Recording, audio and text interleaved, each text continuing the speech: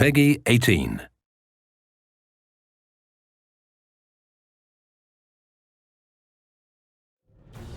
The most versatile, explosive action hero around. Yeah, that's a tough question. Badass. I mean, he isn't really a good guy, is he? We are focusing a little bit more on Rico this time around to show him his personality that has sort of been hidden in the first two games. Rico is really a guy who can be super evil and a not very pleasant person, and he can be a really nice guy, but that's all up to the player. I want to say he's a badass, angry, crazy, anti-hero-ish sort of, but he wants to do the right thing, but he has crazy ways of doing it. And so for us in this project specifically, Rico is the savior coming back to retake his home. We took Rico from where he was, and we wanted to do a progression of the story. What would Rico do that would be after what happened at Panau? And so we kind of brought him home. Or in the first game, he was more of a mumbling idiot, and we did that deliberately, actually. We did want to tone down his persona and let the world be the character, and that's sort of been the character of the Just Cause games until now. He's gotten older. He's, got his scars from all his years in Panau and San Espirito, and we wanted to give him that background. What would it be like if you were a person who had set off a nuke twice? Seems a pretty intense thing for a single person to have done, freeing a nation from a dictator.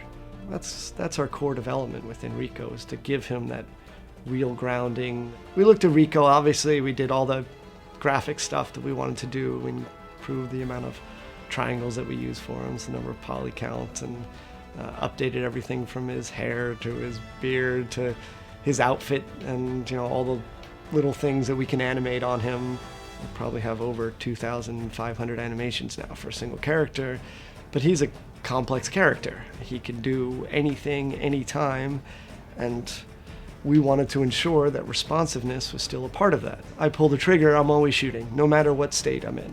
What it means is you get this perfectly fluid experience through the world. We definitely wanted to bring a sense of groundedness and physicality to Rico. We wanted to give him real weight in what he was doing in terms of the animation tech that we developed, and also the animations. And we're using real motion capture now, which was really a big step up in terms of the projects. But what we didn't want to lose was the responsiveness. We didn't want to lose his ability to do things quickly, move quickly. And so it was a big challenge to try to use really high fidelity animation and motion capture, but still kind of keep it true to the responsiveness that the fans really care about. The first thing that we did was we took a look at Just Cause 2, saw what was really strong, the grappling, the parachute, all that type of stuff, retain what was really cool and core about them, and then tried to figure out, okay, where are our holes now, right? And what we determined is that the wingsuit was a great opportunity for us, right? There's about 1 million different ways that you could do a wingsuit in a game, but what we had to figure out is how do we get that working really well with the existing mechanics that we have? Just like you could slingshot your way through the world with the grappling hook and the parachute in JC2, you can still use the grappling hook while you're in the wingsuit. So this is a more fast-paced state for Rico.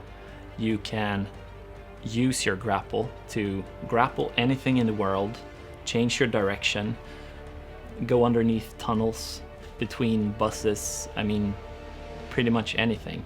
I'm not sure there's a crisp verbal explanation of why it's so great to use the wingsuit, but it's one of those things where I think once you hold it in your hands and you kind of have this mental mapping of, oh, it's generally going forward, and being able to mix that together, kind of creating velocity and being able to use those velocities to create a parachute that has a nice little sequence, all that stuff just works really nicely together. That was just a bunch of hundreds of iterations on the wingsuit and parachute and all that stuff together. The parachute now allows us to shoot every weapon, transition out of it, reel back in out of it, but gives Rico a whole nother tool set for combat. The game gets easier when you do crazier things. We upgraded his grapple hook, so the grapple hook looks cool and sleek and has a bit more of a modern feel to it. We also have some cool stuff for the dual tether, right, with the grappling hook where you get to kind of tether things together. First, we took a lot of inspiration from the modding community. We let you have more tethers, and it turns out they're absolutely right, like they usually are. And it is more fun to be able to have more than one tether. One of the things we wanted to make sure was moving around the world in a very vertical world in this playground had to be amusing. And a lot of games do an open world, but then it can be a little tedious, and after a while you just start jumping around using fast travel. We wanted to try to create an experience where just moving to the other position was fun. That piece of picking up a controller and just having an enormous amount of fun is why we're all in this business to start with.